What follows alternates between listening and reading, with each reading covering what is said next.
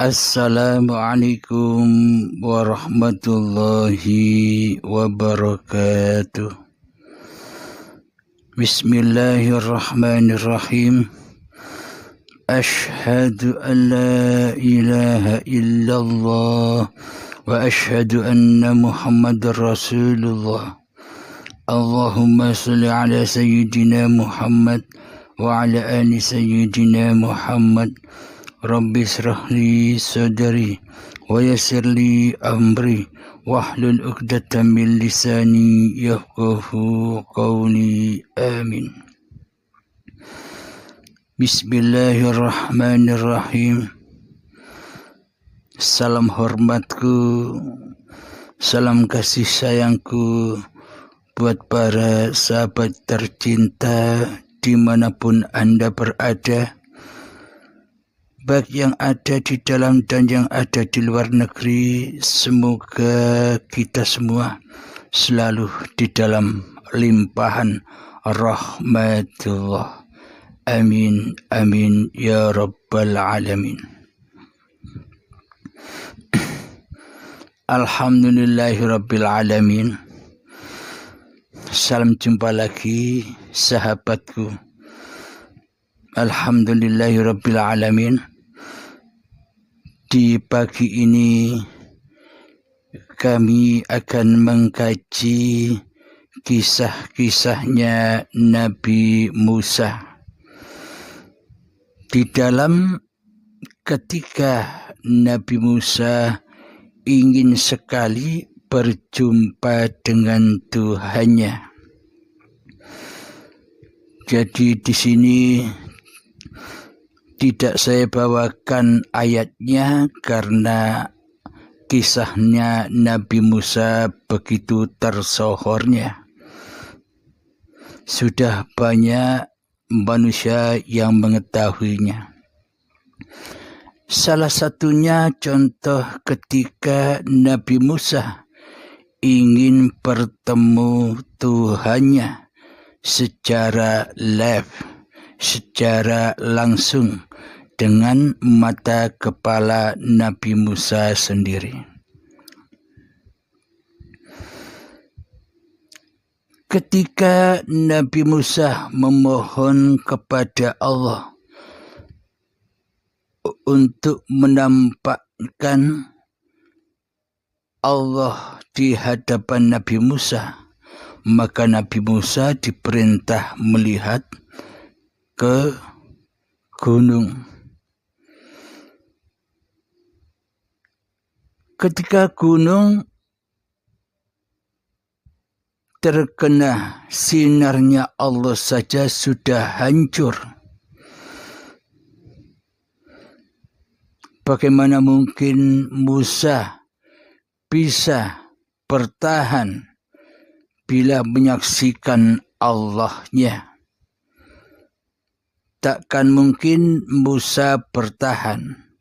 Akan tetapi melihat gunung Tursina itu saja, Nabi Musa ketika itu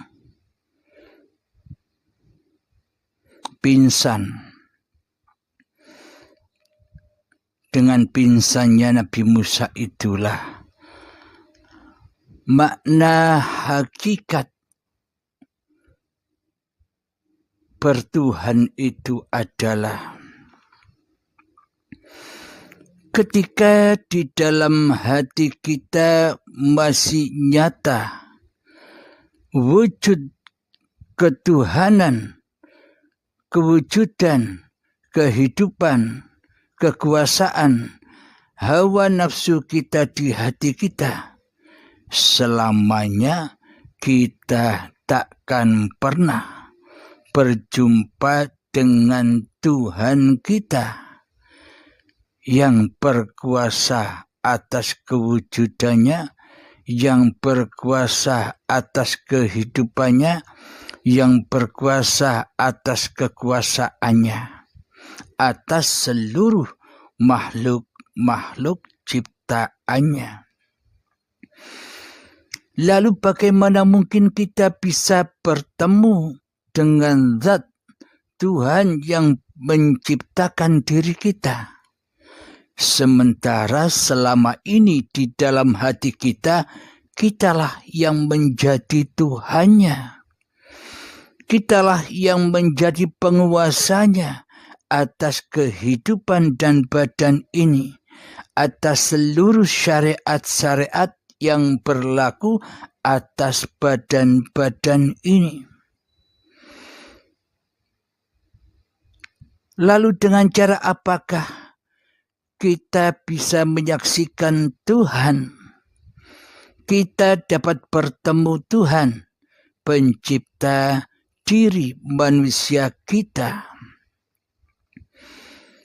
Maka ada ayat wa nahnu aqrabu ilaihi min hablil warid, dan kami lebih dekat kepadamu daripada urat nadimu atau urat lehermu.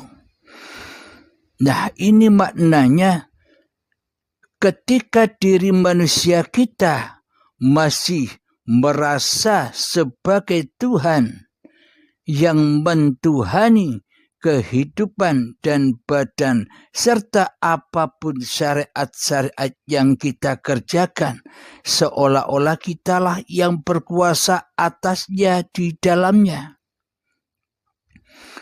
Maka selamanya ketika kita masih merasa diri kitalah yang hidup, diri kitalah yang wujud, diri kitalah yang berkuasa, diri kitalah yang mempunyai kehendak dan daya upaya, maka selamanya kita takkan pernah berjumpa dengan siapa yang lebih dekat kepada kita daripada kita sendiri.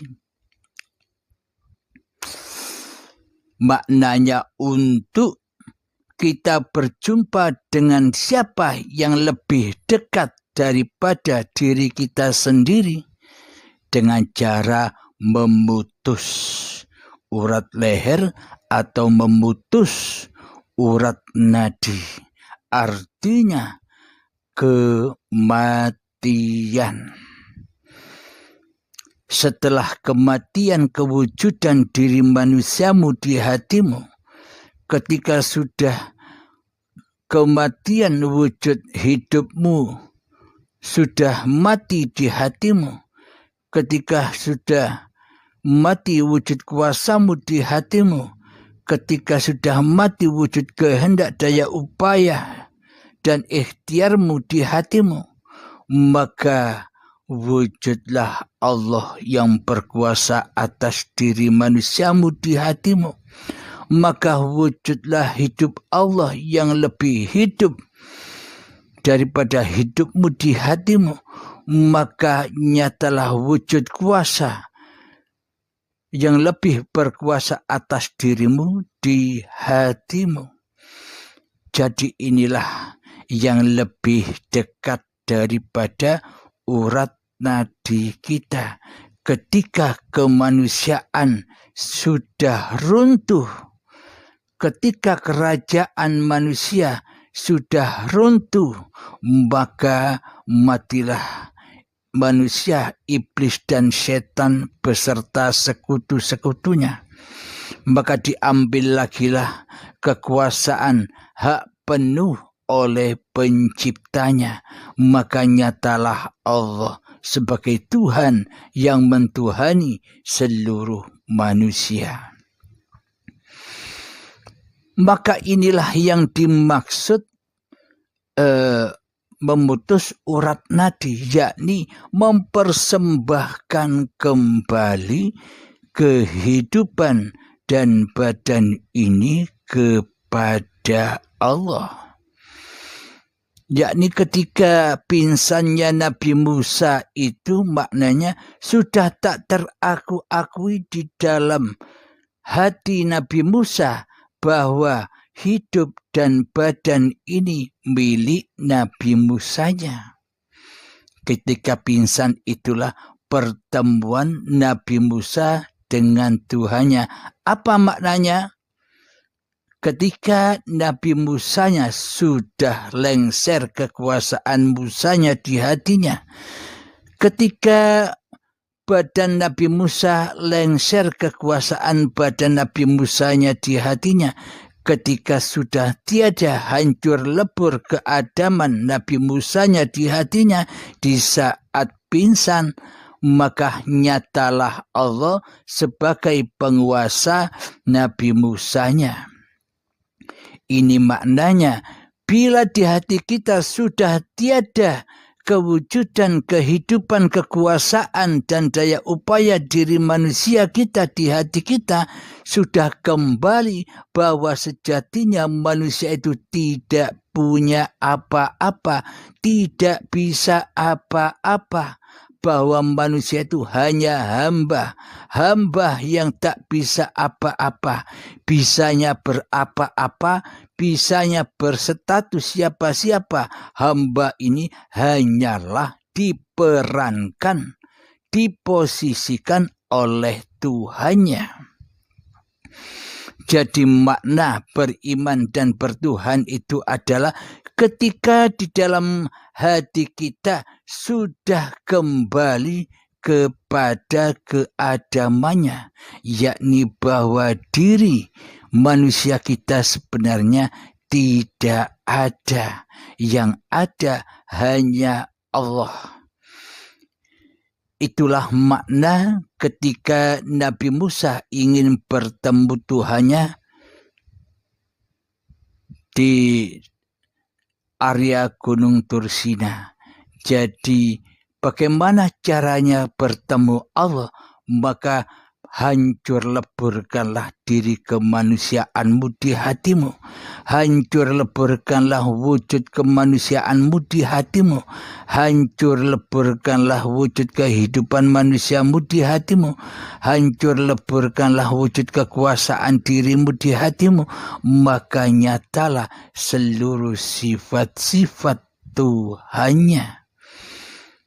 Karena semua sifat-sifat selama ini kan sifatnya Allah yang selama ini kita pakai, yang selama ini kita sandang, yang selama ini kita akui sebagai sifat diri manusia kita sendiri selama ini. Wujud sudah kita akui wujud diri manusia kita. Hidup selama ini kita akui sebagai hidup manusia kita. Kuasa selama ini kita akui sebagai kuasa diri manusia kita.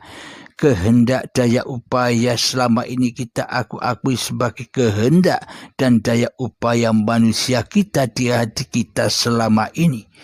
Inilah bukti bahwa selama ini kita berkedudukan di hati kita sebagai Fir'aun daripada sebagai Nabi Musa.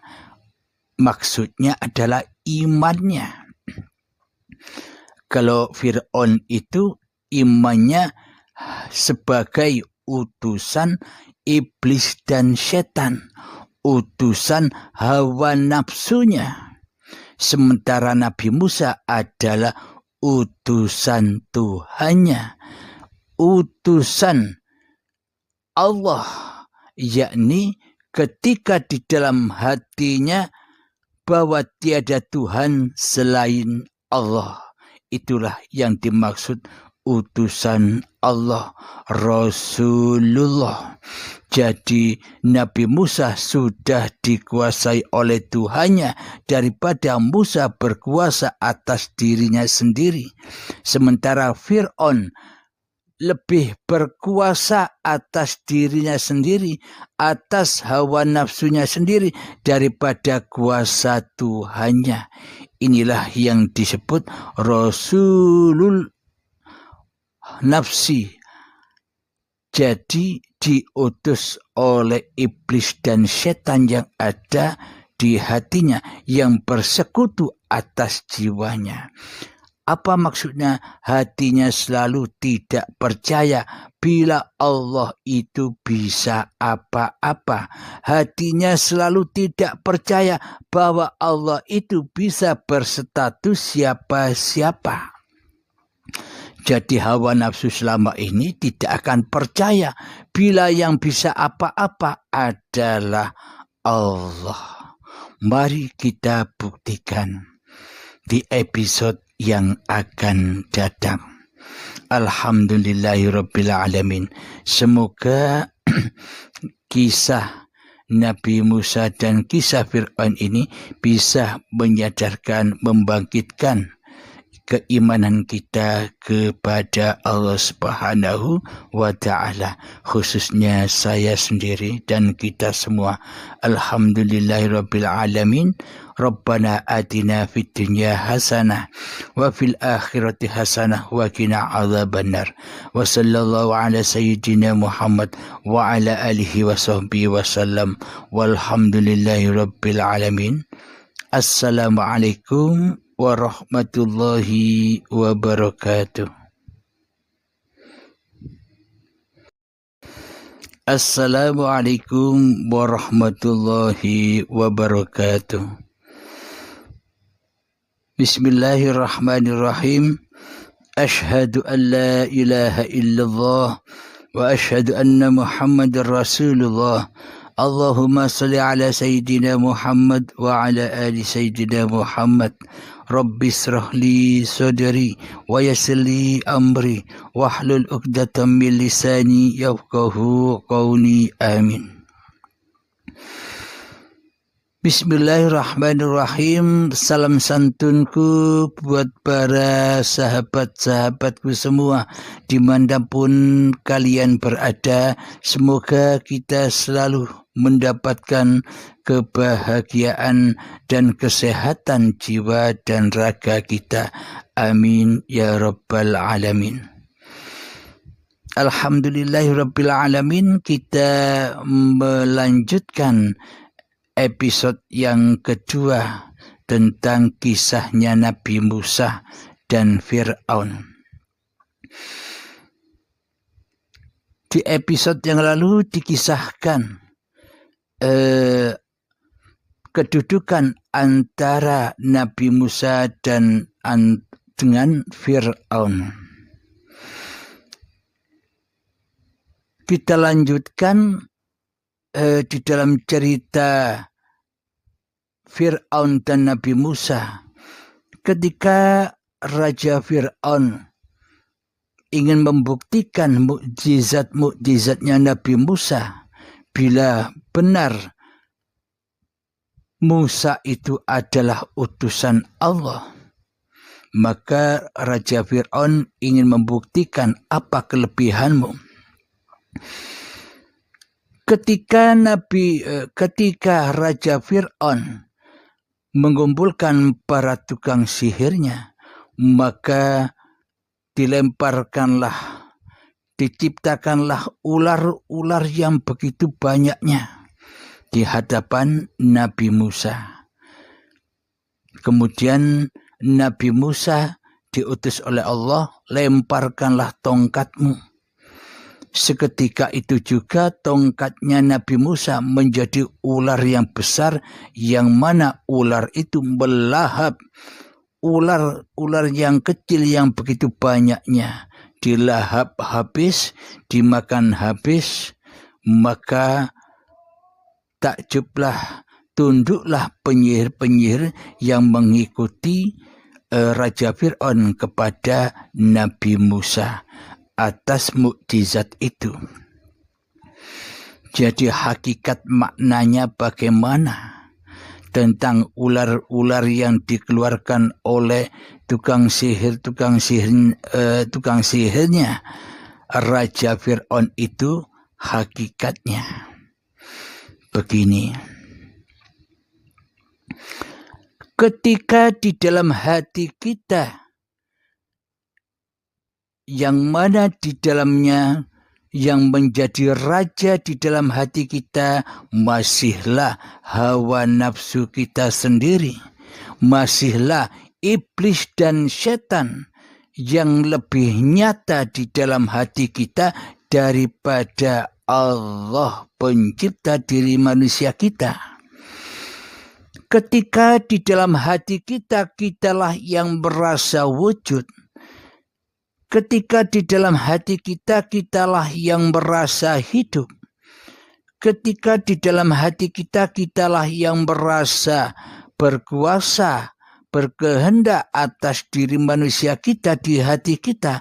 Sementara Allah ya gaib, sementara Allahnya tiada. Maka seluruh af'al yang terjadi, maka seluruh syariat-syariat yang terjadi adalah syariatun nas. Inilah kendaraan-kendaraan iblis dan setan. Dan inilah makna ular-ular kecil yang begitu banyaknya yang dikeluarkan oleh ahli sihir yang diutus oleh Raja Fir'aun. Ditampilkanlah ular-ular kecil-kecil yang banyak itu di hadapan Nabi Musa. Maksudnya apa? Ketika manusianya masih berhati Fir'aun, yakni mentuhankan dirinya sendiri daripada Tuhan pencipta dirinya di hatinya, maka seluruh af'al yang berlaku atas diri manusia kita itulah ular-ular berbisa. Ular-ular yang berbisa yang mana akan meracuni syariat diri manusia itu sendiri. Ketika di dalam hati kita masih kita yang menjadi rajanya di dalamnya, apapun syariat-syariat yang kita kerjakan sejak bangun tidur sampai tidur lagi, karena syariat jika dipandang di dalam syariat di sisi manusia selama ini, pengertiannya syariat itu ya amal ibadah, seperti gerakan sholat, seperti gerakan ibadah, seperti ibadah-ibadah yang lainnya disebut dengan syariat agama. Akan tetapi syariat agama yang dimaksud nanti kita terangkan. Ketika Fir'aun masih berkuasa atas diri manusianya di hatinya, maka seluruh syariat yang terjadi bukan syariatullah. Karena Fir'aun tidak beragama. Pasti semua syariat-syariat yang berlaku atas Fir'aun akan kembali kepada Fir'aunnya sendiri. Akan kembali dibakar di dalam hawa nafsunya sendiri. Maknanya diaku-akuilah amal itu amal dirinya sendiri. Diaku-akuilah semua aktivitas badan-badan ini diakui sebagai aktivitasnya sendiri. Contoh, ketika kita sholat, diri kitalah yang merasa bisa sholat. Ketika kita beribadah, diri kitalah yang merasa mampu beribadah. Ketika kita berbuat baik, seolah-olah di dalam hati kita, kitalah yang merasa bisa berbuat baik. Ketika kita berdiri, ketika kita duduk, ketika kita berlari, ketika kita masak di dapur, ketika kita mandi, ketika kita kerja, ketika kita sedang merokok, ketika kita sedang naik motor, ketika kita ke sawah, ketika kita ke pasar, ketika kita ke kantor, dan seluruh perilaku-perilaku sejak bangun tidur hingga tidur lagi, itulah yang dimaksud syariatnya manusia, kegiatannya manusia. Ketika Fir'aun masih berkuasa atas hatinya, ketika iblis dan setan menjadi penasehat Fir'aun di hatinya, maka seluruh syariat yang berlaku itu bagaikan ular berbisa.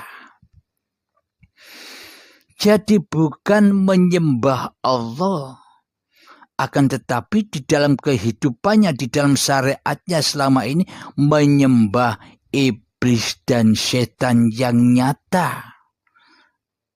Kenapa iblis setan itu nyata? Coba cek di hati kita selama ini. Siapa yang nyata? Allah kah atau diri kita? Ketika di dalam hati kita nyata kewujudan diri manusia kita di hati kita, itulah setan yang nyata. Yang mana selalu mensekutukan Allah dengan dirinya. Maksudnya selalu Allah ditiadakan di hatinya, Allah dimatikan di hatinya, Allah tidak kuasakan sama sekali atas dirinya di hatinya.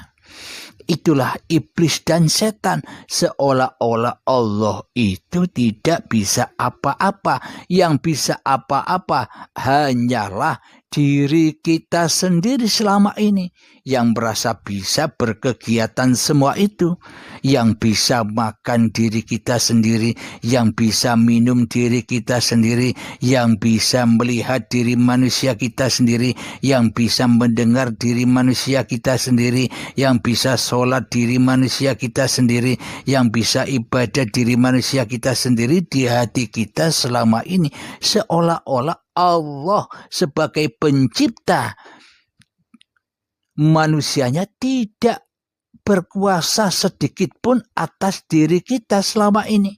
Berarti selama ini kita duduk di dalam golongan kiri, yakni golongan Fir'aun, yang mana tiada Tuhan di hatinya selain dirinya sendiri. Inilah golongan Fir'aun, inilah golongan kiri, inilah golongan manusia yang mensekutukan Allah dengan dirinya sendiri di hatinya. Maka dari itu Nabi Musa diutus melemparkan tongkatnya. Apa makna tongkat Nabi Musa itu? Tongkatnya tak lain dan tak bukan adalah iman. Iman dan takwa, yakni tongkat takwa. Ketika dilemparkan di depan penyihir yang mengadakan, yang memunculkan ular-ular kecil-kecil yang banyak itu, maka dilemparlah tongkat takwa Nabi Musa sehingga dilahapnyalah ular-ular kecil itu, dilahap oleh ular takwanya Nabi Musa. Apa maknanya? Bila hati sudah bertakwa, bila hati sudah beriman kepada Allah, bila hati yang wujud di hatinya hanya Allah, bila hati yang wujud hidup di hatinya hanya hayatullah, bila hati yang wujud kuasa di hatinya adalah kuasanya Allah, maka termakanlah syariat-syariat manusianya, maka binasalah apapun syariat-syariat manusianya. Jadi syariat manusianya sudah tak berlaku lagi. Ular-ular kecilnya, ular-ular yang membawa racun tadi dilahap habis oleh ularnya Nabi Musa. Dengan apa? Dengan takwa. Jika syariat ini ingin menjadi syariatullah, ingin kembali dari linnas menjadi lillah, maka peganglah tongkat takwa, tongkat iman yang akan melahap habis syariat-syariat manusianya. Jadi pada hakikatnya bagi manusia yang sudah beriman kepada Tuhannya, bagi manusia yang sudah bertuhan kepada Tuhannya, maka tiada af'al yang berlaku, maka sudah tiada syariat yang berlaku kecuali syariatullah. Jadi apapun yang dipergerakkan oleh hidup sejak bangun tidur sampai tidur lagi, semuanya digerakkan, dikuasai oleh hidup, oleh Allah. Jadi bedanya bila imannya seperti imannya Fir'aun, seolah-olah badan ini punya hidup sendiri, seolah-olah badan ini punya kuasa sendiri, seolah-olah badan ini memiliki daya upaya dan ikhtiar sendiri tanpa Allah. Akan tetapi iman yang dimiliki Nabi Musa adalah tiada daya upaya apapun badan ini tanpa hidup. Jadi tanpa Allah badan-badan ini mati. Tanpa hidup badan-badan ini tak bisa bersyariat. Jadi seluruh syariat-syariat yang kelihatannya badan yang berlaku, semuanya adalah syariatullah. Ini bagi orang-orang yang beriman. Tak ada sedikit pun syariat tanpa syariatullah. Tak akan ada pergerakan badan-badan ini tanpa adanya hidup. Jika hidup tak ada, maka syariat badan pun tak ada. Dengan adanya hayatullah itulah, maka syariat badan tercipta. Dan seluruh apapun sesebutan nama di dalamnya, semuanya kembali kepada Allah. Jadi seluruh apapun syariat yang berlaku atas diri manusia, semua manusia disyariatkan oleh Tuhannya. Jadi manusia tidak bisa bersyariat sendiri tanpa Tuhannya. Jadi wayang tidak bisa bergelar sendiri. Jadi wayang tidak bisa bergerak sendiri. Jadi wayang tak bisa ngomong sendiri tanpa dipergerakkan, tanpa diomongkan, tanpa disyariatkan oleh Sang Dalang. Jadi kenapa syariat itu hanya milik Allah? Karena syariat itu memang hanya milik Allah. Kemudian Kanjeng Nabi Muhammad diutus membawa syariat itu kepada seluruh manusia.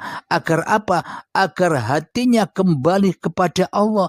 Agar lillahi ta'ala. Jadi syariatnya Allah semua ini.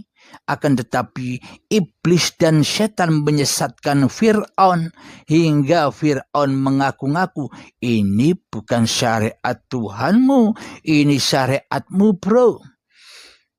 Ini pergerakanmu bro, ini wujudmu bro, ini hidupmu bro, ini semua adalah laku-lakumu sendiri. Tidak ada urusannya dengan Allah, Allah gaib bagimu. Jadi yang sholat itu kamu, jadi yang ibadah itu kamu, jadi yang bisa kemana-mana itu kamu. Tak ada urusannya dengan Allah. Yang bisa makan kamu, yang bisa minum kamu, yang bisa mandi kamu, yang bisa memasak di dapur kamu, yang bisa naik motor kamu.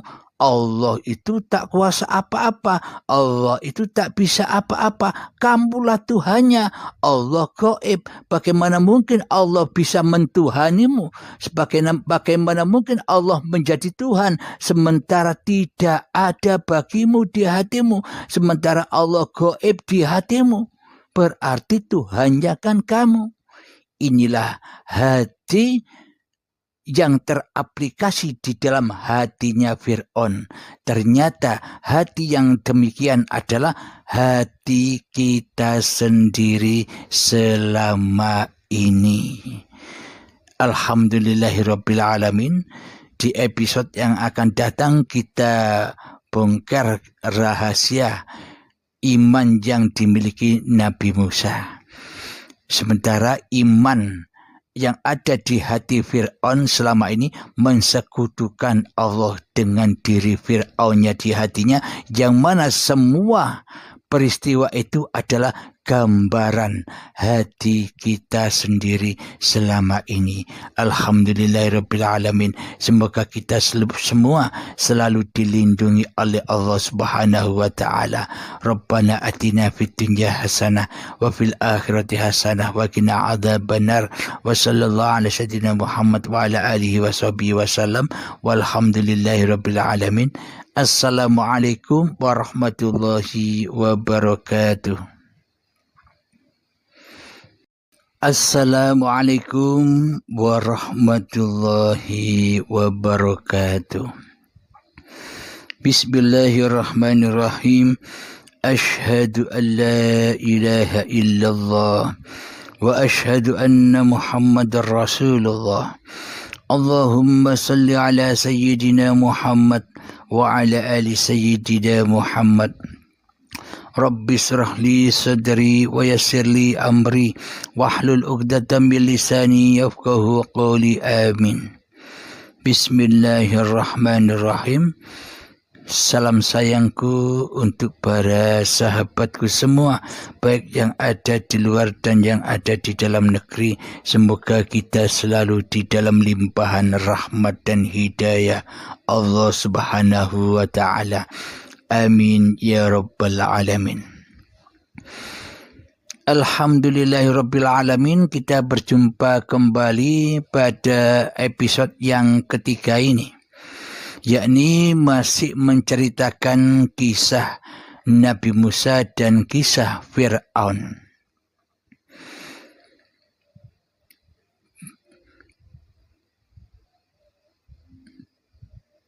Marilah kita kaji hakikatnya. Ketika tongkat Nabi Musa dilemparkan dan menjadi ular yang besar yang melahap habis ular-ular penyihir itu, maknanya ketika imannya di hati yang ada hanyalah Allah, yang wujud hanyalah Allah, yang hidup hanyalah Allah, yang berkuasa hanyalah Allah, maka seluruh amal-amal, maka seluruh syariat-syariat yang kelihatannya dikerjakan oleh manusianya, maka akan kembali kepada syariatullah. Semua amal apapun akan menjadi lillahi ta'ala. Karena apa? Karena di hati yang wujud hanyalah Allah, karena di hati yang hidup hanyalah Allah, karena di hati sudah yang berkuasa hanyalah Allah. Manusianya kemana? Manusianya kembali kepada ketidakwujudannya. Manusia kembali kepada ketidakhidupannya. Manusia kembali kepada ketidakkekuasaannya. Jadi ketika manusia sudah kembali kepada keadamannya, maka kekuasaan diambil oleh lagi kembali kepada Allah. Maka yang beraf'al atas diri manusianya akan menjadi amal yang soleh. Jadi amal-amal Fir'aun tadi, amal-amal syariat manusianya tadi sudah dilahap habis dengan af'alullah. Inilah maknanya ular-ular para penyihir kecil, ular-ular yang banyak serta kecil-kecil itu dilahap habis dengan ular yang besar yang dimiliki oleh Nabi Musa. Maksudnya, bila di dalam hati kita sudah beriman kepada Allah, maka seluruh amaliyah badan ini akan menjadi amal yang soleh. Jadi amal syariat manusianya sudah dibabat habis oleh syariatullah. Jadi syaratnya manusianya harus mati dulu. Jadi bukan mati-matinya badan, mati pengakuannya atas dirinya di hatinya, mati kewujudan manusianya di hatinya, mati kewujudan hidup manusianya di hatinya, mati kewujudan kekuasaan manusianya di hatinya, mati kewujudan daya upaya dan ikhtiar manusianya di hatinya, maka nyatalah kewujudan kehidupan, kekuasaan dan daya upaya Allah yang berkuasa atas diri manusianya. Inilah yang dimaksud hamba itu. Itulah yang dimaksud Rasulullah, hamba yang sudah dirasuli oleh Allah. Hamba yang sudah mengikuti perintah-perintah Allah. Jadi beda dengan golongan Fir'aun, yang mana di dalam hati Fir'aun masih manusianya yang merasa hidup, yang merasa berkuasa atas semua tindak laku syariat-syariat Fir'aunnya, seolah-olah Fir'aun bisa bersyariat. Nah, inilah beda kondisi hawa nafsu. Dan ketika kita sudah beriman kepada Allah, jadi imannya para nabi dan para rasul serta iman para aulia Allah, tiada Tuhan di hatinya kecuali Allah, tiada hidup di hatinya kecuali Allah, tiada wujud di hatinya kecuali Allah, tiada kuasa di hatinya kecuali Allah, dan semuanya dikuasai oleh Allah. Hambahnya kemana? Hambahnya tenang-tenang wae, hambahnya enjoy wae, karena hambanya tidak bisa berapa-apa dan tidak bisa bersiapa-siapa, maka saksikanlah bahwa Allah lah yang berapa-apa dan Allah lah yang bersiapa-siapa. Jadi bagi orang yang beriman, selain Allah tidak bisa apa-apa, apapun itu perbuatannya. Namun bagi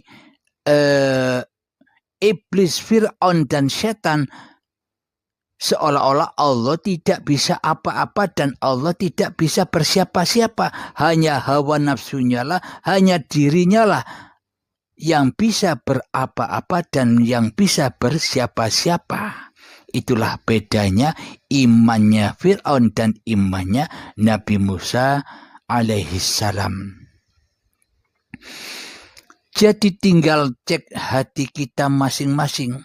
Jadi kita sendiri loh sekarang kita sudah bisa membedakan. Setelah Anda mendengarkan semua paparan-paparan yang ada di channel Uripi Allah ini, Anda akan memahami kedudukan Anda sendiri di hati Anda.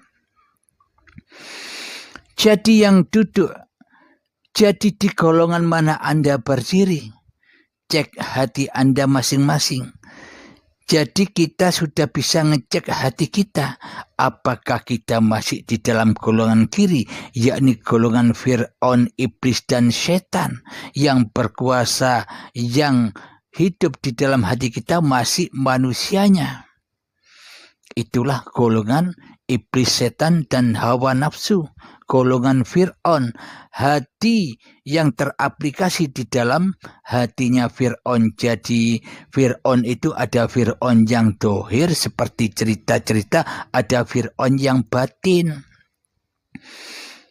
Jadi Fir'aun yang dohir, Rasul yang dohir itu semuanya contoh peran hati kita masing-masing.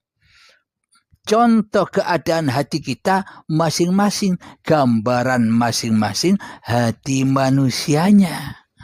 Jadi kita jangan terpancang dengan cerita-cerita dohir, karena cerita dohir pun ada cerita yang batin. Jadi semua kisah-kisah yang ada di dohir itu cerminan hati kita. Karena kalau tidak ada yang batin, cerita yang dohir tidak ada. Karena kalau tidak ada film, maka bioskop pun tidak akan bergelar. Jika tidak ada listrik yang tidak seperti apa-apa, maka tidak akan muncul film-film di TV atau di HP. Jadi intinya yang batin. Tanpa yang batin, yang dohir tidak ada. Adanya dohir, adanya cerita dohir karena ada filmnya, yakni batinnya, yakni hidup yang menghidupi diri manusianya. Jadi keadaan hati kita selama ini kan seperti Fir'aun. Tapi kita tidak menyadarinya. Seolah-olah kita selama ini sudah baik. Karena iblis dan setan selalu menghalang-halangi, selalu menutupi kesalahan-kesalahan kita. Sehingga seolah-olah kesalahan-kesalahan kita ini sebuah kebenaran. Inilah ilmumu, bro. Ilmumu yang tinggi, amalmu yang banyak, sehingga engkau orang yang dianggap orang mulia, sehingga mulialah dirimu. Bukan Allah yang mulia, dirimu yang mulia, karena engkau bisa beramal soleh, karena engkau bisa beribadah, karena engkau menjalankan syariat-syariat agama. Jadi iblis dan setan selalu menyesatkan hati anak cucu Adam. Anak cucu Adam itu maksudnya apa? Anak cucu Adam yang enggak ada digoda, disesatkan oleh iblis dan setan seolah-olah mereka itu ada. Allahnya ditiadakan, makhluknya diadakan. Allahnya tidak wujudkan, makhluknya yang diwujudkan. Allahnya tidak kuasakan, makhluknya yang berkuasa. Jadi memang iblis dan setan selalu menyesatkan manusia di dalam seluruh syariat-syariat manusianya.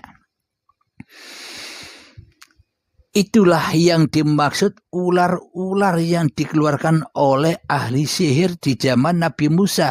Gambarannya ketika di dalam hati kita yang ada, yang wujud, yang hidup masih diri manusia kita di hati kita. Semua perbuatan amal kita, syariat-syariat yang kita kerjakan, itulah ular-ular yang berbisa. Jadi dengan syariat-syariat itu maka akan tambah menyesatkan kita, akan membahayakan kita, akan meracuni hati kita terhadap Allah. Hati kita semakin gelap dengan banyaknya syariat, dengan banyaknya ilmu yang kita anggap ilmu kita, dengan banyaknya syariat yang kita anggap syariat kita, maka itulah racun-racun yang selama ini menghiasi, meliputi hati kita sehingga hati kita keras melebihi kerasnya batu sehingga menjadi bahan bakarnya neraka, sehingga di dalamnya kita disiksa oleh Allah, disiksa dengan berbagai macam kebutuhan duniawi, disiksa dengan berbagai macam-macam kesenangan-kesenangan duniawi, disiksa dengan berbagai macam tuntutan-tuntutan kehidupan ini. Semuanya di dalam siksa dan panas dengan api yang tak berasap. Di mana apinya? Di dalam hati. Itulah hakikat neraka. Kalau syariatnya neraka menurut kita selama ini kan seolah-olah seperti yang digambar-gambarkan di YouTube. Apinya api seperti dunia, kayu bakarnya seperti bahan bakarnya adalah kayu-kayu yang selama ini kita lihat. Jadi seolah-olah neraka itu sesuai dengan angan-angan kita selama ini. Jadi seolah-olah neraka itu seperti apa yang kita angan-angankan, padahal neraka dan surga tidak ada yang tahu kecuali Allah. Jadi Allah lah yang tahu. Buktinya Allah menyebutkan sendiri di dalam Al-Quran bahwa bahan bakar neraka itu adalah terdiri dari badan-badan manusia dan hati yang keras, melebihi kerasnya batu. Bagi hati siapa? Bagi hati golongan Fir'aun. Nah, Jika api-api yang diangan-angankan seperti api yang di dunia ini, maka batuk terus manusia. Karena ketika manusia tidak beriman di hatinya, ketika manusia berupa Fir'aun di hatinya, batuk terus karena api nerakanya hidup terus. Jadi bayangan manusia itu hanya bayangan secara dohiriyah, mengaplikasikan seperti keadaan dohir. Karena di sisi Allah bukan dohir. Allah itu memandang yang batin daripada yang dohir. Bila laku batinnya mensekutukan Allah, bila laku batinnya Fir'aunnya yang berkuasa, maka rusaklah syariat-syariat manusianya. Namun bila di hatinya sudah tak berkuasa lagi, menjadi Tuhan, menjadi manusia, karena yang bisa menyebut manusia adalah Allah, bukan manusianya. Maka bagi manusia sudah beriman kepada Allah, kembali kepada Allah, maka di seluruh syariatnya sudah syariatnya Allah sendiri. Inilah makna penegakan di dalam segala niatan-niatan ibadah lillahi ta'ala. Inilah aplikasi menegakkan apa yang dibawa oleh Kanjeng Nabi Muhammad di dalam seluruh niatan ibadah harus diawali dengan niat.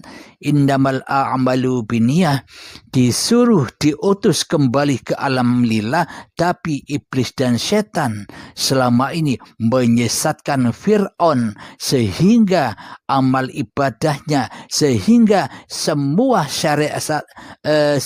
syariat-syariatnya disesatkan menuju kepada linafsi, sehingga semua amal-amalnya ibarat menjadi ular-ular yang berbisa, ular-ular yang beracun, yang mana akan menyengsarakan manusianya, yang mana akan meracuni hati manusianya, sehingga tidak bertemu dengan Tuhannya.